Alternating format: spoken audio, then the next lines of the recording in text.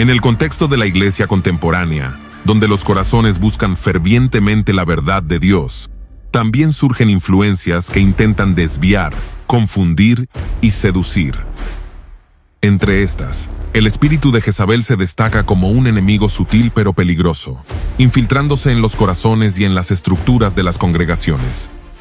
Este espíritu, inspirado en la figura bíblica de Jezabel, opera con una estrategia astuta, utilizando herramientas como la manipulación, la seducción y el control para desviar a los creyentes de la verdad. Pero, ¿cómo podemos identificarlo? ¿Cuáles son las señales de su presencia y las tácticas que utiliza para ganar dominio?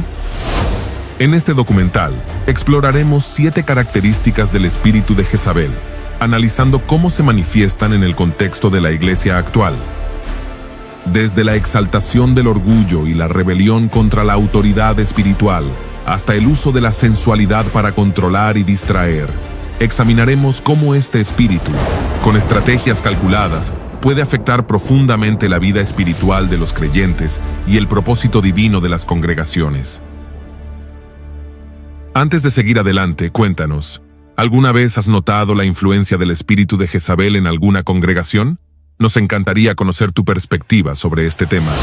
Empezamos.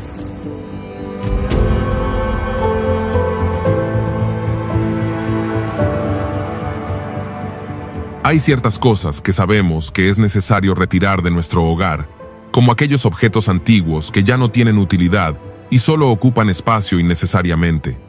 Sin embargo, no solo se trata de cosas materiales. A veces, también nos encontramos con personas cuya presencia en nuestra casa preferiríamos evitar, ya sea porque generan conflictos, alteran la armonía del lugar o porque, lejos de aportar algo positivo, terminan causando daño y desánimo. Esta misma situación se refleja en muchas iglesias. Hay quienes, lejos de contribuir al crecimiento espiritual y edificación de la congregación, están causando división y guiando a otros por caminos equivocados, poniendo en riesgo su fe y su relación con Dios. Por eso, querido oyente, hoy reflexionaremos sobre aquellas influencias que no debemos permitir en nuestra vida, en nuestro hogar o en nuestra iglesia. Recordemos que la voluntad de Dios es vuestra santificación, y como creyentes, estamos llamados a cuidar y preservar lo que edifica y glorifica su nombre. La clave para lograr esto se encuentra en la palabra de Dios. En ella hallamos profundas enseñanzas y valiosas lecciones para nuestra vida. Como nos recuerda el apóstol Pablo en 1 Corintios capítulo 10, versículo 11, esas cosas les sucedieron a ellos como ejemplo para nosotros. Se pusieron por escrito para que nos sirvieran de advertencia a los que vivimos en el fin de los tiempos. Así que, estimado oyente, en esta ocasión exploraremos 7 características del espíritu de Jezabel. Este espíritu ha estado operando desde los tiempos bíblicos y se menciona en Apocalipsis capítulo 2 versículos 18 al 20. Simboliza la rebeldía, la manipulación y la seducción, características que pueden infiltrarse en nuestras vidas y comunidades, provocando un gran daño y desviándonos del propósito de Dios. Número 1. La Jezabel del Antiguo Testamento. Jezabel fue una princesa fenicia, hija de Etbal, rey de los Sidonios, y esposa del rey Acab de Israel, como se narra en el Antiguo Testamento, específicamente en los libros de Reyes. Su llegada a Israel marcó un giro oscuro en la historia del reino, ya que introdujo y promovió activamente la idolatría y el culto a Baal y Astarte, deidades cananeas, en una tierra que debía ser dedicada exclusivamente al Señor. Desde su posición de influencia como reina, Jezabel no solo apoyó la adoración a estos falsos dioses, sino que también la impuso de manera agresiva, persiguiendo a los profetas del Señor y ordenando su muerte. Bajo su influencia, Acab construyó un templo y un altar a Baal en Samaria, el corazón del reino de Israel, estableciendo oficialmente el culto pagano como parte de la vida nacional. Esto llevó a que el pueblo de Israel se desviara de los mandamientos de Dios y adoptara prácticas idolátricas, desafiando abiertamente la fe que debía distinguirlos como el pueblo de Dios. Jezabel no solo era idólatra, sino también manipuladora y despiadada. Uno de los episodios más infames de su vida fue la conspiración para despojar a Nabot de su viña, que Acab deseaba para sí mismo. Jezabel orquestó falsos testimonios contra Nabot, lo que resultó en su ejecución, permitiendo que Acab tomara la viña. Este acto fue un ejemplo claro de su falta de escrúpulos y de su disposición a utilizar el poder para sus propios fines, sin importar las consecuencias morales o espirituales. Su final, sin embargo, fue un cumplimiento del juicio divino pronunciado por el profeta Elías. Después de la muerte de Acab, Jezabel continuó ejerciendo su influencia negativa, pero finalmente fue derrocada durante la rebelión de Jehú, quien fue ungido por Dios para erradicar la línea de Acab y purificar a Israel de la idolatría. Cuando Jehú llegó a Jezreel, Jezabel se enfrentó a él desde una ventana, adornada y desafiante, pero Jehú ordenó que la arrojaran desde la ventana. Su cuerpo fue devorado por perros en el lugar donde cayó, tal como Elías había profetizado, dejando solo sus manos, pies y cráneo, un destino que simbolizó la humillación y la destrucción de quienes desafían a Dios. Jezabel se convirtió en un símbolo de la idolatría, la inmoralidad y la rebeldía contra Dios, y su historia sirve como una advertencia sobre las consecuencias de apartarse del Señor y rendirse a influencias corruptas. Número 2. La Jezabel del Nuevo Testamento. En el Nuevo Testamento, Jezabel es mencionada en Apocalipsis, capítulo 2, versículos 18 al 29. En el mensaje que Jesús envía a la iglesia de Tiatira a través del apóstol Juan, aunque no se trata de la misma Jezabel del Antiguo Testamento, sino de una figura que encarna las mismas características de rebeldía, manipulación y corrupción espiritual que marcaron la vida de la reina fenicia. Esta figura, conocida como Jezabel, se autoproclamaba profetisa y utilizaba su posición para seducir a los creyentes, llevándolos a participar en prácticas inmorales y en la idolatría, desviándolos de la pureza del Evangelio. Leamos en Apocalipsis capítulo 2, versículo 20. «Pero tengo una queja en tu contra. Permites que esa mujer, esa Jezabel que se llama a sí misma profetisa, lleve a mis siervos por mal camino. Ella les enseña a cometer pecado sexual y a comer alimentos ofrecidos a ídolos». Tiatira, una ciudad conocida por su comercio y sus gremios, era común que las actividades laborales estuvieran vinculadas a rituales paganos y banquetes idolátricos. Para los cristianos que buscaban permanecer fieles a Dios, esto representaba un desafío constante, ya que negarse a participar en estas prácticas podía significar aislamiento social o pérdida de sustento económico. Jezabel, aprovechándose de esta situación, promovía un mensaje que buscaba justificar la participación en estas prácticas, argumentando que no eran incompatibles con la fe cristiana. Así, su enseñanza distorsionaba la verdad del Evangelio y llevaba a muchos a comprometer su fe. Jesús reprocha a la iglesia de Tiatira no solo por la presencia de esta falsa profetisa, sino por su tolerancia hacia ella. En lugar de confrontarla y corregirla, permitieron que su influencia se propagara, afectando la espiritualidad de la iglesia y llevando a los creyentes a desviarse del camino de la santidad. La idolatría y la inmoralidad, prácticas condenadas repetidamente en las Escrituras, se habían infiltrado en la congregación, lo que demostraba una falta de discernimiento y de firmeza en defender la verdad de la palabra de Dios. El mensaje de Jesús a Tiatira no solo incluye una advertencia severa a Jezabel y a quienes la seguían, sino también un llamado al arrepentimiento. Aquellos que no se apartaran de estas prácticas enfrentarían juicio, mientras que los que permanecieran fieles serían recompensados. Jesús destaca su autoridad como el Hijo de Dios, quien examina los corazones y las mentes, y promete dar a cada uno conforme a sus obras. Estimado oyente, el mensaje a la iglesia de Tiatira es una advertencia clara sobre los peligros de permitir que la falsa enseñanza y la tolerancia al pecado se arraiguen dentro de la iglesia. Es un recordatorio de que la iglesia debe ser vigilante, discernir las influencias que no provienen de Dios y mantenerse firme en la fidelidad a su palabra. Número 3. La profecía como manipulación. El espíritu de Jezabel usa la profecía como método para manipular y aparentar que tienen ese don para lograr sus propósitos ocultos, los cuales giran en torno al control y manipulación dentro de las iglesias e incluso en su entorno familiar. Por eso es necesario prestar atención a toda profecía, para ver si viene de Dios o no. Con respecto a esto, el apóstol Pablo en 1 Corintios capítulo 14 versículo 29 dijo: Y si algunos hablan de parte de Dios, que sean solo 2 o 3 personas. Los demás deben prestar atención para ver si el mensaje es de parte de Dios o no. Aunque los profetas hablen, es necesario que otros evalúen sus palabras. Ningún mensaje proclamado como palabra del Señor debe ser aceptado sin una cuidadosa consideración por parte del liderazgo de la iglesia presente en la reunión. Como expresó Juan en su primera carta, capítulo 4, versículo 1, «Amados, no creáis a todo espíritu, sino probad los espíritus si son de Dios, porque muchos falsos profetas han salido por el mundo». No debemos malgastar nuestro tiempo atendiendo a quienes aseguran poseer poderes sobrenaturales, porque se nos ha enseñado a discernir y poner a prueba la autenticidad de tales afirmaciones. Hay muchas manifestaciones aparentes de cristianismo que carecen completamente de lo sobrenatural. El apóstol Pablo lo dejó claro en Gálatas capítulo 1 versículo 8.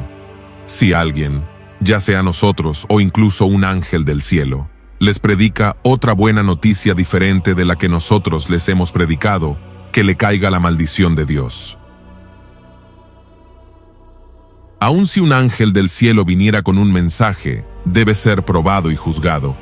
¿Cuáles son los estándares por los cuales debe juzgarse la profecía? Primero, debe juzgarse de acuerdo con la palabra de Dios revelada y establecida. Dios nunca se contradecirá a sí mismo. Número 4. Jezabel mata, roba y destruye. La Escritura nos relata en Primera de Reyes, capítulo 21, que Acab vio una pequeña viña en Jezreel que, en su opinión, sería un complemento perfecto para sus majestuosos jardines reales. Sin embargo, su propietario, Nabot, se negó a vendérsela. ¿Qué hizo Jezabel entonces?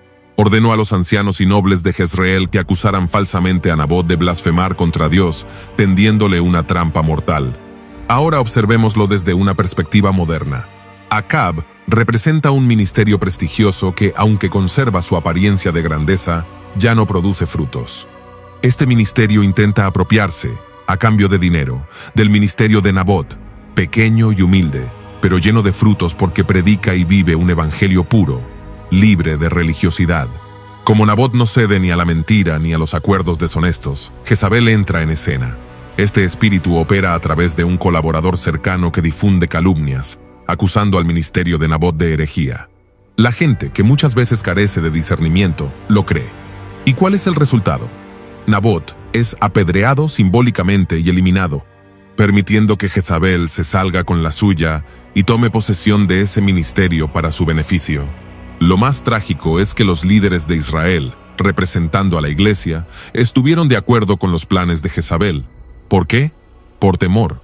En la historia bíblica, incluso Elías temía enfrentarse a ella. Las personas observaban a Jezabel y pensaban, no quiero tener problemas con alguien así. La ironía es que Jezabel acusó a Nabot de ir en contra del Dios de Israel, mientras ella guiaba al pueblo hacia la adoración de Baal. Este espíritu puede ser tanto directo como manipulador. Hoy en día, muchas congregaciones enfrentan ese mismo espíritu. En ocasiones, quien parece dirigir desde el púlpito no es quien realmente controla todo. Una persona cercana al liderazgo puede estar gobernando mediante manipulación, lo cual, en esencia, equivale a hechicería. Incluso las denominaciones pueden ejercer este control mediante intimidación, diciendo cosas como, si no creen y obedecen todo lo que les decimos, si permiten que esa persona hable, los expulsaremos y les retiraremos su afiliación. Esto no es otra cosa que control a través del miedo. Jezabel no comparte su poder. Es quien dirige, gobierna y controla sin permitir que otros participen. En la iglesia de Tiatira, mencionada en Apocalipsis capítulo 2 versículo 20, vemos cómo Jezabel se autoproclamaba profetisa, no por reconocimiento de la congregación, sino por su propia afirmación. El texto dice, «Pero tengo una queja en tu contra. Permites que esa mujer, esa Jezabel que se llama a sí misma profetisa, lleve a mis siervos por mal camino. Ella les enseña a cometer pecado sexual y a comer alimentos ofrecidos a ídolos». La seducción a la que Jezabel lleva a los fieles puede ser tanto literal, de naturaleza sexual, como espiritual. En Tiatira, las personas eran atraídas por su influencia o dominadas por su personalidad manipuladora, o ambas cosas. Número 5. Jezabel miente, controla y fomenta la desobediencia, rebeldía. Es importante tener mucho cuidado cuando dentro de la iglesia surgen mujeres que, actuando como profetas, intentan manipular a la congregación o al pastor, buscando imponer su propia voluntad. Aunque todos los ministerios son una bendición, el Señor exige que cada uno opere bajo sujeción. La rebeldía y la falta de sujeción son señales claras de que algo no está bien. Aquellas personas que presenten estas actitudes deben ser sometidas a un proceso de enseñanza, sanidad interior y liberación. Si se niegan a esto, debe prohibírseles cualquier participación en los ministerios de la iglesia. Utilizando cualquier medio disponible, este espíritu engaña a las personas, alejándolas de una vida espiritual genuina, a través de la adulación, falsas profecías e incluso prácticas como el uso del sexo. Encanta a los demás para que entren bajo su esfera de influencia. Este espíritu defiende ferozmente su pequeño reino y fomenta una dependencia extrema en sus seguidores. Sus reuniones, muchas veces, no son más que grupos que actúan en rebeldía, aunque suelen presentarse como estudios bíblicos hogareños, que incluso se llevan a cabo a espaldas del pastor. Además, quienes tienen este espíritu tienden a resistir cualquier autoridad masculina firme. Esto suele estar relacionado con experiencias disfuncionales en su pasado, como un padre ausente o abusivo, ya sea física o emocionalmente. Aunque esto no justifica su comportamiento, sí puede explicar el resentimiento que cargan. Impulsada por su propio dolor no resuelto, esta persona busca controlar a quienes la rodean. Su estudio bíblico se convierte en un medio para socavar el liderazgo de la iglesia. Incluso sus oraciones suelen estar cargadas de resentimiento hacia las autoridades. Lo que en realidad comete es sedición, un acto de rebelión contra la autoridad establecida por Dios, con el objetivo de destruirla en lugar de apoyarla o respaldarla. Esto, en términos simples, es traición. En un nivel político o nacional, la sedición puede tener castigos severos, incluso la pena de muerte en ciertos países. Sin embargo, quienes operan bajo este espíritu nunca se presentan abiertamente diciendo: «Hola, he venido a destruir su autoridad». De la misma manera, Satanás no se revela a los creyentes de manera directa, ni les avisa de sus planes. En Gálatas capítulo 5, versículo 20, se mencionan las obras de la carne, incluyendo la sedición o disensión, y se deja claro que quienes practican tales pecados no heredarán el reino de Dios. Número 6. Jezabel controla utilizando el chisme y la mentira. Una característica notable del espíritu de Jezabel es su tendencia a ser lo que comúnmente llamamos entrometida o chismosa.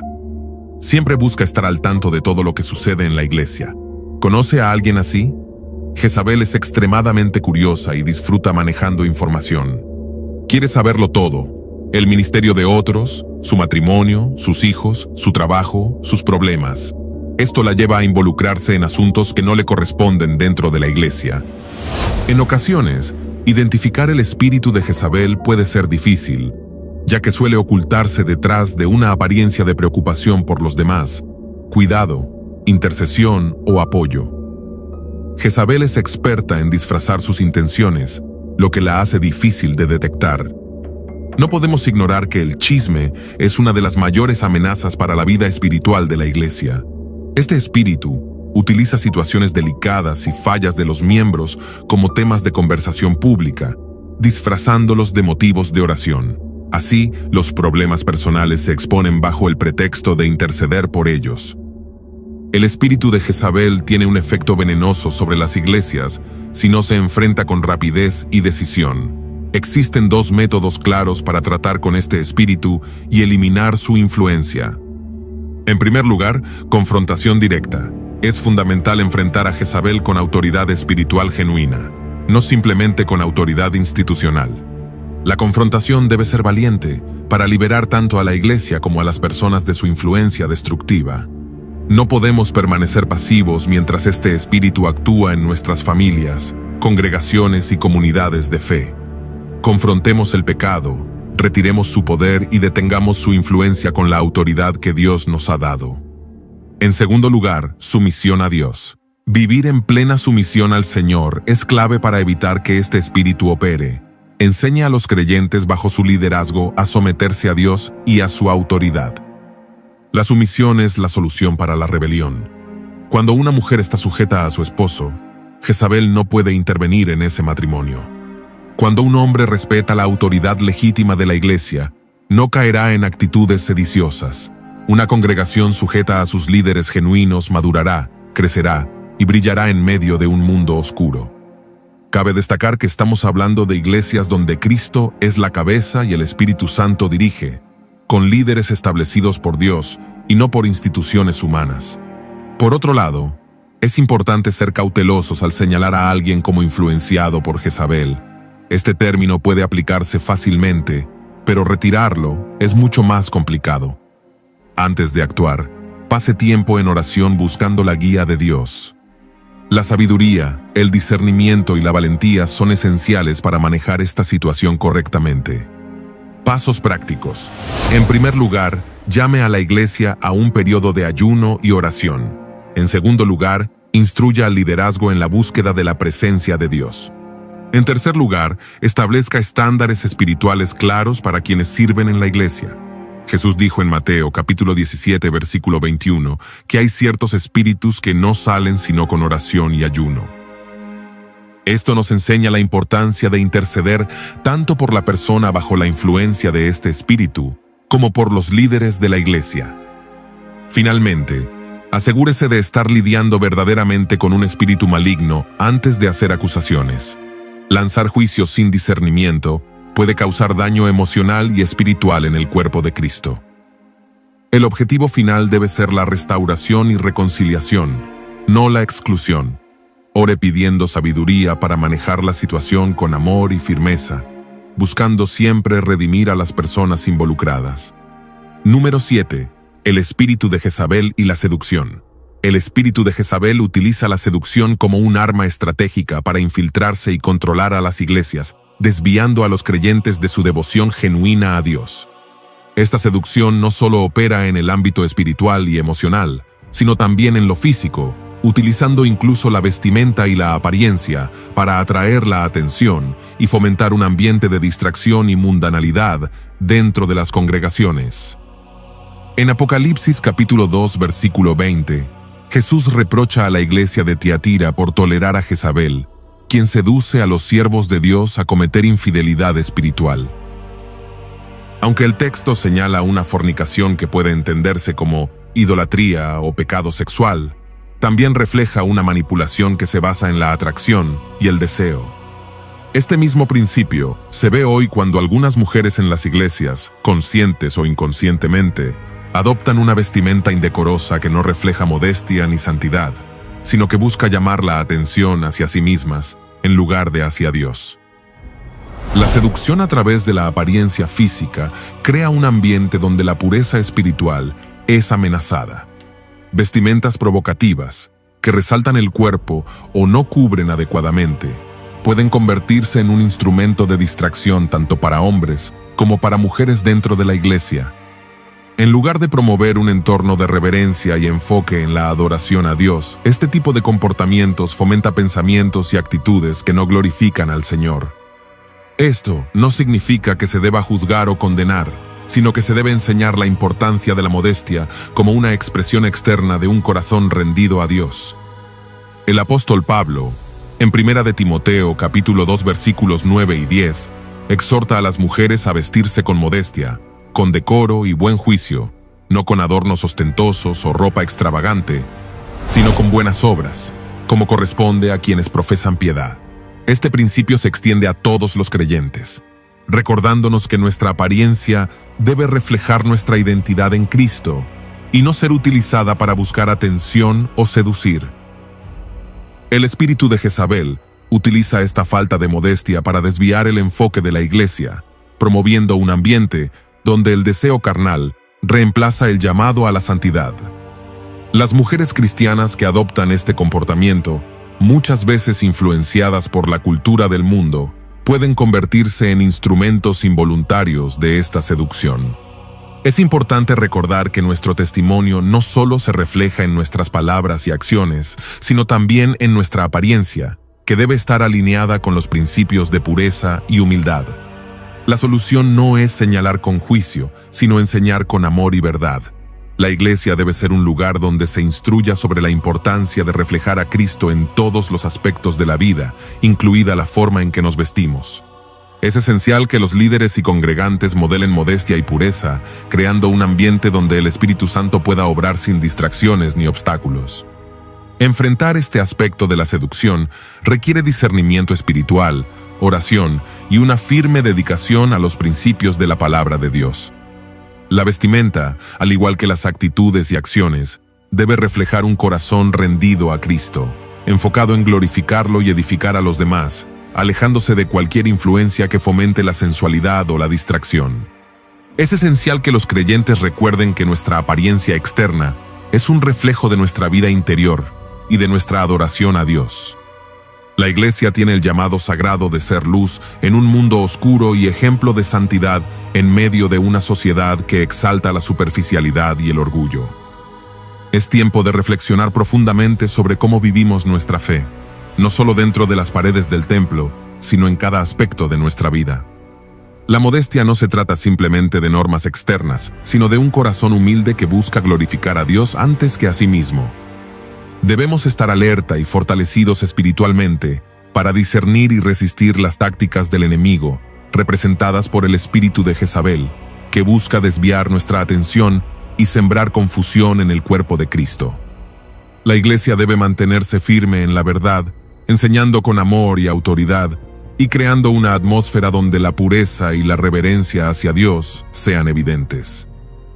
Finalmente, recordemos que la batalla no es contra personas, sino contra influencias espirituales que intentan destruir la misión que Dios nos ha encomendado. Por eso, como iglesia, debemos mantenernos unidos, orando, discerniendo y actuando en obediencia a la palabra de Dios. Que el compromiso con la santidad y la adoración genuina guíe cada paso que demos, preservando la pureza del Evangelio y nuestro testimonio como el cuerpo de Cristo. Al hacerlo, no solo resistiremos las tácticas del enemigo, sino que brillaremos como un faro de esperanza para un mundo que necesita desesperadamente a Jesús. Así llegamos al final de este video. Esperamos de todo corazón que te haya sido de gran bendición y ayuda. Te invitamos a acompañarnos en nuestro próximo video, donde seguiremos compartiendo más contenido edificante. Nos encontraremos nuevamente muy pronto. Que Dios te bendiga y te guarde siempre.